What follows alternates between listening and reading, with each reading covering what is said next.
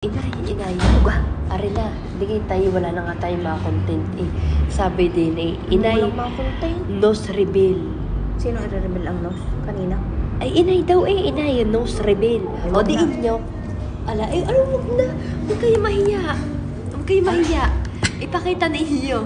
Huwag na naman ang nose ko. Hayaan na ninyo, yan ay asit ninyo. Yan ang isa sa mga, yan ang isa sa mga nagpapaganda sa inyo. Yan, Yan. dapat paligar ni Katangos ang ilong. Ano kaya kung kayo, di lalo na sobrang na kayo sa ganda. Teka, ang dibdib ko di. Anong nang ipakatutok naman? Oh, ay, di gayaan. Oh, Yan, sige. dapat gayaan. Oh, yan.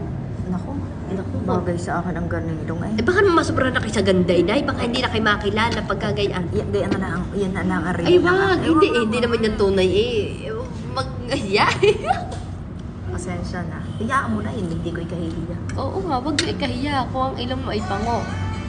Ay, hindi naman kayo masyad. Side view nga, side view, side view. Mas pangit ang sabi. Maganda pa ang nakaharap. Ay, up view, up view. Ay, wag na. Tingnan na. Tumingala kayo. Na makita naman kung ano bagang kahit Ay, tsurahan. ako ay nakain ng tinapay at nainom ng kape din sa kape naman. Nandito kami ngayon sa cafe naman. Ayan. Ganyan.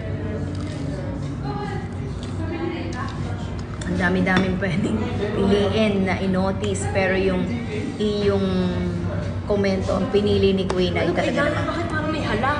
Wala lang, inom na rin si halak. Gagaya mo ko Ay, sa parang may dinapapagaw kayo. Gagaya mo ko sa iyong halak eh.